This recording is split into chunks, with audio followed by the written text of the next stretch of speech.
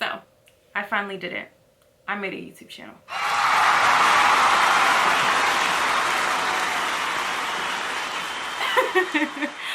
Honestly, this is something I've wanted to do for a really long time, and I am always reading, listening to something, watching something, and yapping about the things that I find interesting. So I figured, why not bring y'all into the conversation? Hello world.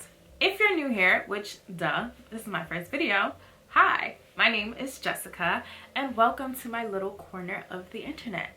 A virtual culture club, if you will. This is where we make connections between art, media, and creativity, especially through the lens of Black expression. So grab you a little snack, a little something to sip on, get cozy, and let's get into it. We're going to be talking about Black creativity, and think of this as an ongoing conversation that will be happening, because that is really what is intriguing me right now and what I am exploring. So the nuances, the expectations, the freedom, and sometimes the limitations that come with being a Black artist. So about a month ago, I was on YouTube and I saw one of Doechii's old YouTube videos pop up on my suggestions. And it was one where she was talking about her core values as an artist. And this was during the time that she was reading The Artist's Way, which she has very openly stated that it was a transformative book in her journey and her path to expressing herself freely as an artist. It's a 20-minute video of her talking about her core values as an artist, and she's reading a journal entry where she talks about the expectations that she believes that she has to her audience. And at this time, this is before she's signed, before she has blown up, but she's really creating a manifesto for herself and how she wants to show up. I have decided to create and complete for me. I'll be doing it regardless of my audience's presence anyway. Whether or not anybody was watching, regardless, I'm going to be making things. It is an innate instinct. I'm going to be doing things regardless. So why not just create to the expectation of myself and create as if nobody was watching anyway? Moving forward though. All of this self-doubt and criticism that I have for myself is because I worry about who's watching and who is going to be listening. I worry about how I sound because I fear the lack of applause. Finding Doechii's YouTube channel and watching all of her videos specifically about The Artist's Way hit me at the perfect time, because I also happen to be reading The Artist's Way. This is probably my third or fourth time attempting to get through it, and I was really thinking about the ways that books, media, messages find you exactly when and where you need them. So in her videos, she talks about the fact that she literally found the Artist's Way book on a pile of books on the street in Brooklyn when she was living in New York. And that's what set her on this like domino effect of really digging into herself and her core values and who she is as an artist. One thing that stuck out to me most was just the fact that she was really making those videos for herself first.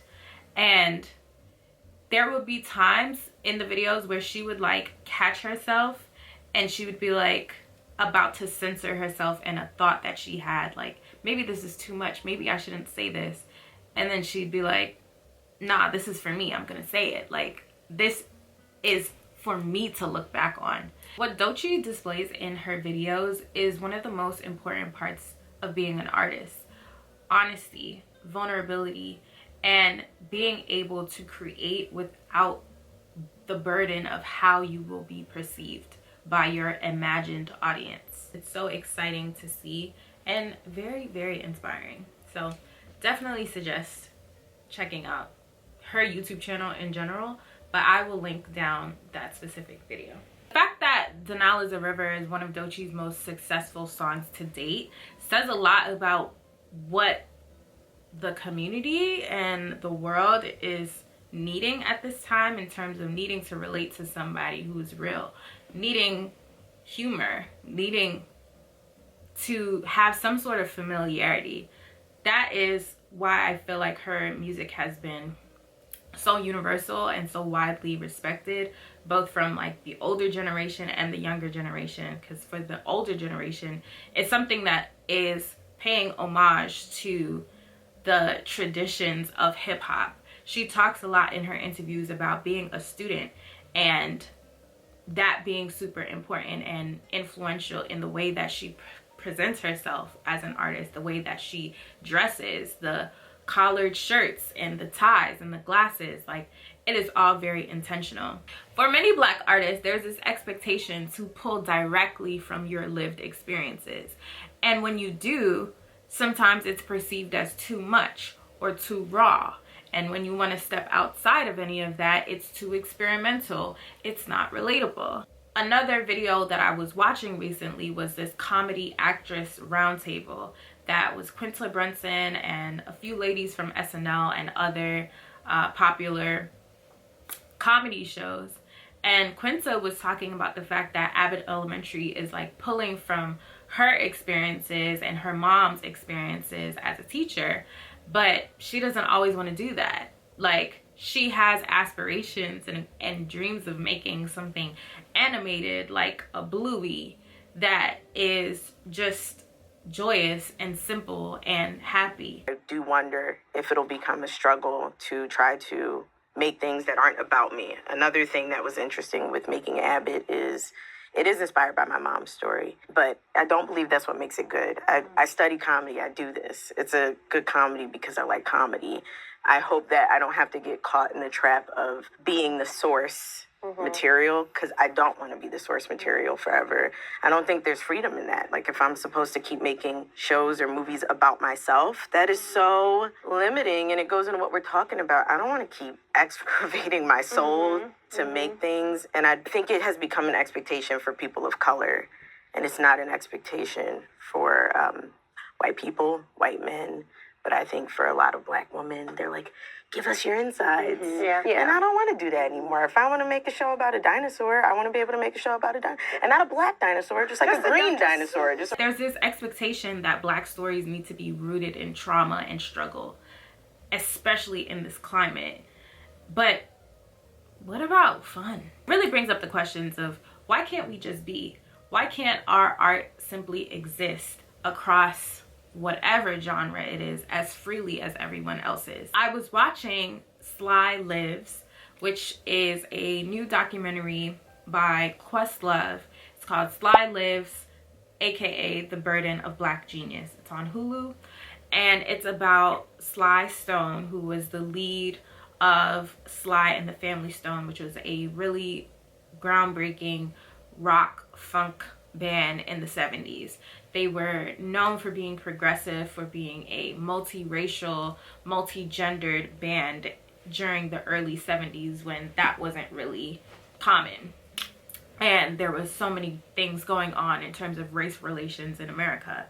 And initially, the song that kind of popped off for them, which was Dance to the Music, was actually a satire which was created in response to the record label not feeling like their first song, Underdog, was relatable enough. And they wanted something for people to dance to. So they literally made a song called Dance to the Music. And from there, Sly was known for being incredibly capable of making hits. And it was like it came so natural to him. But then as they got more successful, he was dealing with his own personal struggles with dealing with success, dealing with things like drugs, alcohol, family, friends from back home, and trying to maintain those relationships. It's a really great documentary and features a lot of Black artists like Andre 3000, D'Angelo, and they talk about the nuances that come with being a Black artist. When you want to experiment, you are also dealing with the fact that people might call you weird or might call you odd, or you always wanting to be good in the hood versus where your dreams are taking you. Sly was so interesting to me as an artist because when he did deal with all of these things that were going on in America, at first it was putting a happy twist on it and making these anthems in the era of Woodstock and togetherness and hippiness and all of that. And as time went on, it was like they came out with an album called There's a Riot Going On in response to Marvin Gaye's What's Going On. And it was directly speaking to what was going on. And all of a sudden, he was punished for being honest and addressing the tragedy that is America. So between watching Doechii's exciting rise to success, reading The Artist's Way, I'm on week 9, hello, and really thinking deeply about Black creativity has led me to this moment of understanding, or trying to understand, the nuances, the expectations and limitations of being a Black artist. I have a lot of ideas surrounding this topic, and as I mentioned earlier, this is really an ongoing conversation that I hope to have here on this channel. So if any of this resonates with you, let me know in the comments. Let's talk and build this virtual community together. Some questions I'll leave you with. What art has found you at the right time in your life? And also, how has your personal creative journey evolved over time? Let me know in the comments. For now, thank you for watching, and I'll see you in the next one. Bye.